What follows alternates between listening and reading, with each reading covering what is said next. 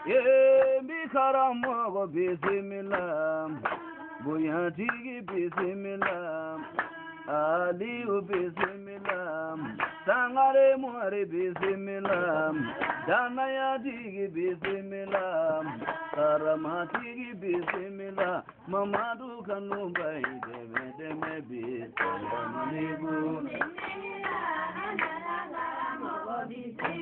Emi Ali bismillah, Awele, Sahaidara bismillah, Bele, Kabuyatigi bismillah, Dalilutigi bismillah, Wajulutigi bismillah, Aliu bismillah, Karamatigi bismillah, Milia dababa tari bismillah.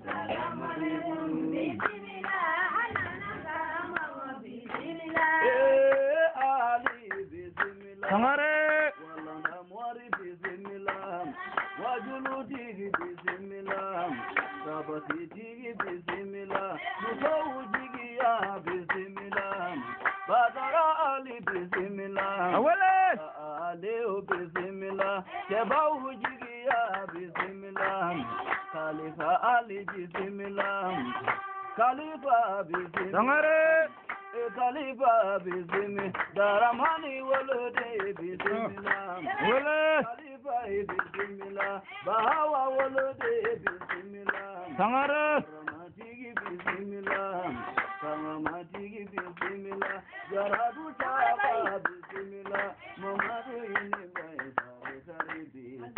Alaikum bismillah, anana jarama bismillah.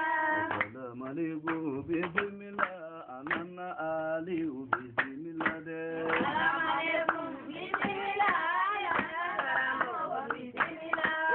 Mi filage bismillah, Daliluti bismillah, Kafilage bismillah, Ulana funage bismillah, Aliu bismillah, Adika funage ni bismillah, Aliu bismillah, Daliluti bismillah, Jamrumwari bismillah, Awele, Mwari bismillah, Magoya Mwari bismillah, Kalimu Gunduti deme bismillah. Bismillah, anana jarama bismillah. Yamaro bismillah, Karamati bismillah, Kadugade bismillah, Awele, Karigadi bismillah, Horange bismillah, Limani afunange bismillah, Jine Kanubai tari bismillah. Alaikum bismillah, anana jarama bismillah. Damaribu bismillah, Amina Aliu bismillah de. Alaikum bismillah, anana jarama bismillah. Narabe Firdausi, Kira Narabe Firdausi Konona.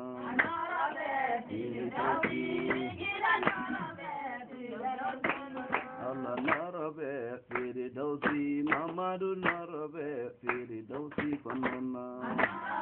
Firdausi. Allah Narabe Firdausi, Kira Fola Narabe Firdausi Konona.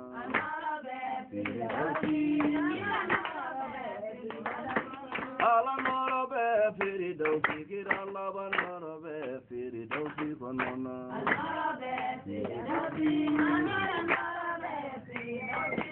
Olu Narabe Firdausi, Kubakari Narabe